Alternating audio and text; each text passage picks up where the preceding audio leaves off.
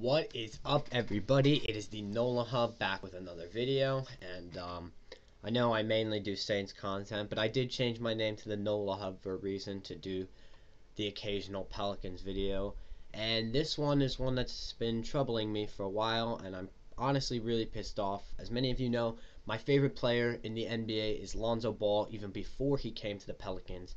I loved him coming out of college, and the trade rumors are flying again because every single year no one wants to give this kid a chance. I get it, he's had 4 years, but I'm gonna take you through why he has why the media hasn't given him a chance, why teams haven't given him a chance. I'm gonna talk about why the Pelicans are using him incorrectly. I'm gonna talk about why Stan Van Gundy is an idiot. I'm just gonna go on a full rant that I've been really encasing since the season started. Lonzo Ball isn't the best player out there. I get that. I'm not going to lie to you and say he's going to be some superstar. But I truly do believe on the right team with the right fit. And I do believe the Pelicans are the right team. I just feel like we have an idiot at head coach that doesn't allow him to flourish. If you put Lonzo Ball in a good situation, he can average 15 points, maybe 6 or 7 rebounds, or 6 or 7 assists. And that's a solid NBA player. That's all anyone wants from him at this point in his career. He's not going to be the number 2 overall pick. You'll never hear me say that again because I'll usually make jokes calling him the GOAT and whatnot. But he's never going to be the number 2 overall pick. What I want is to see him be a solid NBA player, which I know he can be. And I think right now he is a starting caliber player, 6th man on other teams, which is a solid player. But I think he can take it to the next level of being a player everyone's like, okay, yeah. First off, his Laker years. His Laker years were just stunt with growth, basically. And you could see why. I mean, just look at Brandon Ingram and how much he struggled with the Lakers. The pressure, and he had to deal with his idiot father bombarding the media, all that crap. I love LeVar, he's fucking hilarious, but come on, man. It's not good for your kid. He was beefing with the coaches, not Lonzo. LeVar was. I mean, there was so much pressure on him to do good, and he didn't live up to it. And then LeBron comes, and then the trade rumors start flying in. And how is he supposed to develop when all he can think about is fucking being traded from his hometown team, from the team that drafted him, after one fucking year? And he didn't get traded, but I mean, the rumors still flew, and that's why he couldn't really get over it. It's hard mentally. It's exhausting.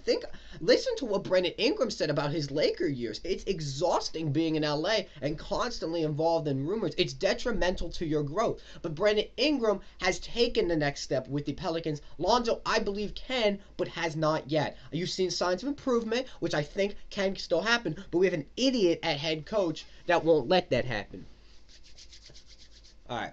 I'm doing this basically freestyle, so if I go off on a tangent, that's a little bit why. Second, last year we saw good improvements, shooting numbers wise, and just everything overall in Lonzo's game. He changed his shot, his numbers went up, just everywhere.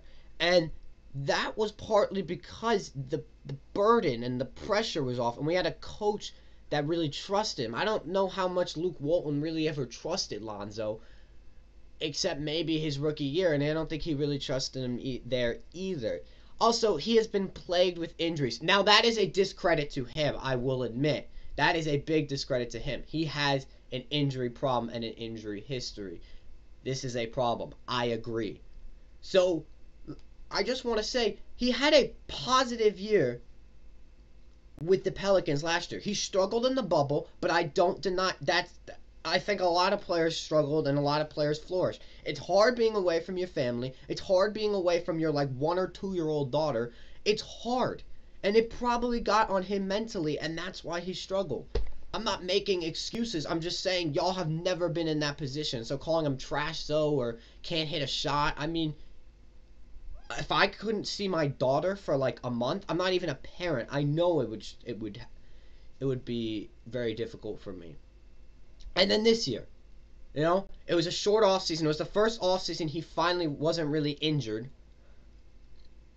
And he gets 7 fucking games, and now the trade rumors start flying again. First of all, he started off the year solid, but he played through an injury for the betterment of the team. Yes, he should have stepped out and not done it, but he did. And we're looking at those numbers where he had a like tendonitis in his knee. We're judging him based off that when in half the games he had tendonitis in his knee. He played 3 of his 7. I don't know how many games he's played. I think the Pelicans are 5-10 right now, so I think he played 10 or 9, whatever. He played a little bit less, almost half of his games with knee tendonitis, and we're judging him based off that. That's his struggles. How is that fair evaluation? This is his second year with the team too, let alone a new head coach that's a fucking idiot. It's like, who's gonna give him a chance? Because every year, after 1 year, a team is like, no, I'm done with you. No, it's you, not us. It's you. You can't be anything good. I don't know what I see. It boggles my mind, actually, why the Pelicans would do this. I understand contractually wise, sure, maybe that's the only way. But he's a restricted free agent, and I don't think he's gonna ask for that much. I know some people are concerned with Rich Paul and yada yada, but I can genuinely tell you he likes New Orleans.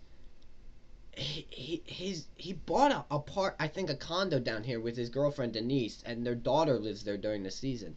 They don't want to move her. Trust me. I think he's not going to ask for as much as people think. I mean, Kyle Kuzma, I think got a 42 3-year deal. I don't know what that exactly, but I think a fair salary for him is 16 17 million a year, and I genuinely think he would take that. And I don't know exactly how NBA works, but I think there's another thing where since he's coming off of his rookie deal and he's restricted, we can offer a qualifying offer of like 10 or something million. I don't know. I'm not the best with NBA contracts. Probably should have researched that before coming on. But anyway, give him a chance. Give him at least till the trade deadline. He's not even getting that. He had 1 month to prep. Well, sorry, like 2 or 3 months to prep from the bubble. All right, and now he's just expected to just change everything with a new coach who's a fucking idiot. And this is gonna be a Stan Van Gundy rant because I fucking hate this dude. This team should not be 5-10. This dude sucks. All right, he is an old head, and he's trying to put his old teams in this Pelicans roster instead of using their strengths. The Lonzo Ball and Eric Bledsoe experiment has not worked. All right, I'm gonna be the first one to tell you that. You need to take one of them out of the starting lineup. And if it has to be Lonzo, so be it. At least let him run with the second unit, and then he can be the fucking ball handler that he is. Instead of mix matching with Ingram and Bledsoe taking the ball. Let Lonzo be the playmaker, whichever side. If you want to do it in the starting lineup, you want to do it in the bench. But I think Bledsoe should be benched because he's been fucking shit. And he also works so much better with the second unit when you watch the fucking games. So either way, I just want Lonzo to be the primary ball handler because the offense is so much better with him as the handler. You could see it in that game against the Jazz. They started letting him run the offense. He got 4 assists in the first quarter. After that, he didn't get a single assist. You know why? Because Stan Van Gundy said, no, you're not my primary ball handler. Let's fucking mix it up. He makes no sense. He's an idiot. He's trying to put him into a spot-up shooting guard. That's obviously not what he is. That's not what he was coming out of college. That's not what he is from his Laker years. He's never been a spot-up shooter. Like, it makes absolutely no sense to me why you're making... He's known for his playmaking and passing ability, and you're trying to make him a shooter. Tell me how that makes sense. Come on. Just knock my fucking poster down. I'm so mad. God, it's so ridiculous to me that you put him in this system that's designed for him to fail and then trade him. It's ridiculous. And this team should not be 5-10. It's ridiculous. The teams we're dropping to, and I know last year was a lot of coaching, but this man is even stupider. I can't take Stan Van Gundy. I want him gone. I don't like anything I've seen from him. I don't like how Josh Hart plays fucking power forward. Ever. Why the fuck is Josh Hart playing fucking power forward? Why? So dumb.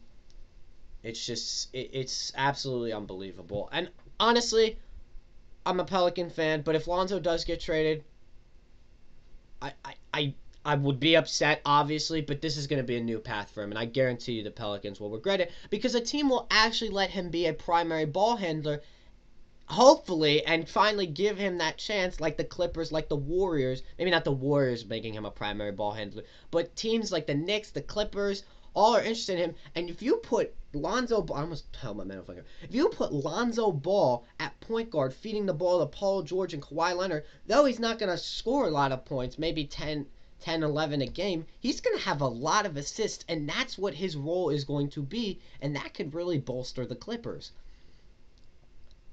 Like I said, he's not a shooter, okay?